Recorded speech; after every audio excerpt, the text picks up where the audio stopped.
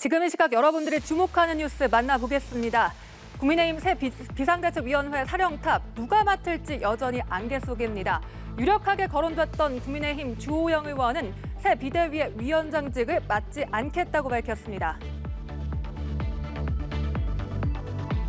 저는 곧 출범 예정인 국민의힘 비대위원장직을 맡지 않겠다고 당에 말씀을 드렸습니다. 세술은 새 부대에 담는 것이 좋다는 취지에서 훨씬 더 좋은 분을 모시도록 당에 건의를 드렸고. 들으신 대로 주 의원이 세술은 새 부대에 담는 게 좋겠다는 말로 거절 의사를 밝히자 이번엔 원외 인사죠. 호남 4선 중진 출신 박주선 전 국회 부의장이 거론되고 있습니다. 권성동 원내대표는 내일 후보자 발표를 예고했으니 내일이면 알 수가 있을까요?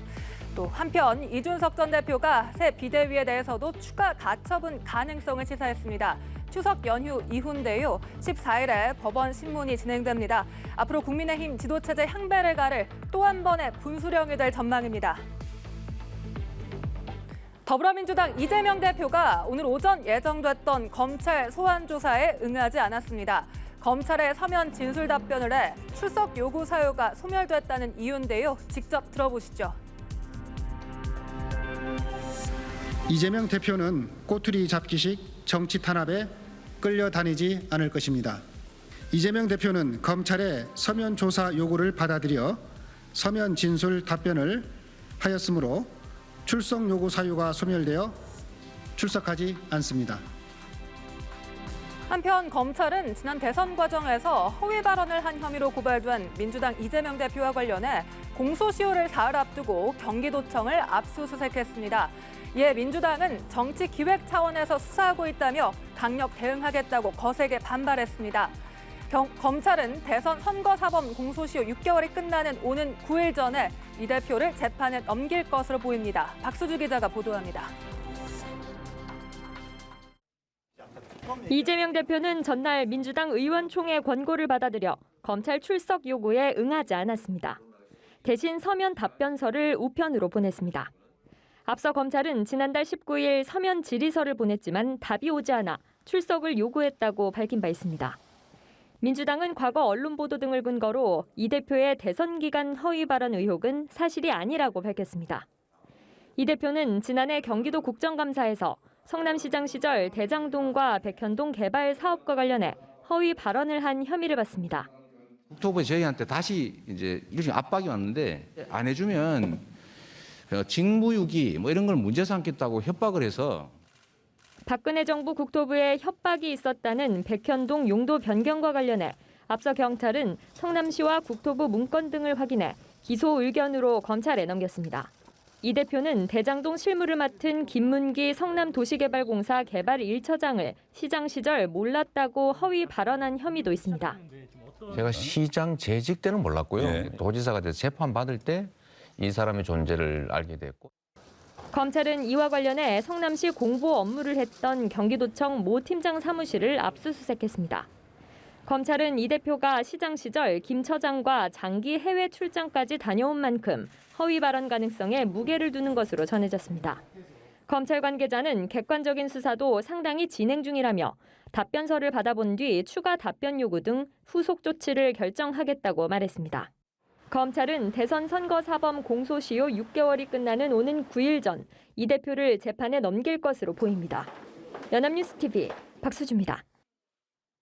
제11호 태풍 흰남노가 전국을 핥히고 지나갔습니다. 많은 사람들이 인명과 재산 피해를 막으려 애를 썼는데 그 와중에 한 드라마 속 이 대사처럼 너 선 넘었어! 이 선을 넘은 사람들에게 비난이 쏟아지고 있습니다. 먼저 태풍을 직접 체험하겠다며 나선 이 유튜버, 위험한 상황을 생중계하던 이 남성은 도로 위를 덮친 파도에 순식간에 휩쓸립니다. 이 아슬아슬한 태풍 체험 중계는 경찰에 의해 제지당하고서야 멈췄습니다.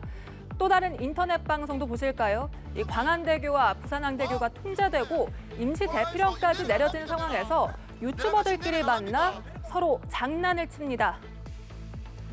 네, 이렇게 장난을 치고 있는 모습인데요. 이들의 촬영 장면을 본 많은 누리꾼들은 어이없다는 반응입니다. 이런 사람들을 구하기 위해 또 다른 사고가 날 수 있다는 거죠. 현행법상 경찰이 취할 수 있는 처분은 경범죄 처벌법을 적용한 통보처분 스티커 발부였습니다. 다른 영상도 함께 보겠습니다. 한 30대 외국인 남성이 오늘 오전 해운대 해수욕장에서 바다로 뛰어들었습니다. 이렇게 파도가 높은데 바다로 뛰어들었는데 그 이유가 그냥 수영하고 싶어서였다고 합니다. 이런 행동을 하는 사람들 막을 수 있는 방법은 없을까요? 이제 추석이 정말 얼마 남지 않았죠. 하지만 추석이 모두에게 반가운 것만은 아닌데요. 갖가지 음식으로 차례상을 준비해야 하는 누군가에게는 힘든 시간일 수가 있습니다. 그런데 이 상차림 한번 보시죠. 정말 단촐하죠. 유교 전통 문화를 보존해온 성균관이 추석을 앞두고 차례상 간소화 방안을 발표한 겁니다. 음식을 최대 9가지만 올리고 무엇보다 하루 종일 서서 또는 앉아서 기름 냄새를 맡아야 할 전을 부치지 않아도 된다는 겁니다. 기름에 튀기거나 지진 음식을 올려 제사를 지내는 건 오히려 예법이 아니라네요. 이번 추석 전 부치느라 더는 고생하지 말라는 이 성균관의 방안, 가족끼리 의논해보는 건 어떨까요? 상습 지진 발생 지역으로 악명이 높은 곳이죠. 중국 스촨성에서 또 강진이 발생했습니다. 어제 낮 규모 6.8의 강진이 덮친 건데요. 구조대가 무너진 건물 잔해 속에서 한 여성을 극적으로 구조해 가고 있습니다. 시가지는 마치 폭격을 맞은 것처럼 폐허로 변했고요. 도로 곳곳이 갈라지고 무너지며 산사태 피해도 컸습니다. 이번 지진으로 건물이 무너지거나 도로가 끊겼고 현재까지 최소 65명이 사망했습니다. 이재민만 5만여 명, 4만여 가구의 통신과 전기가 모두 끊긴 것으로도 알려졌습니다. 더욱이 이 지역은 고산 협곡지대여서 구조하는 데 시간이 걸릴 것으로 예상되는데요.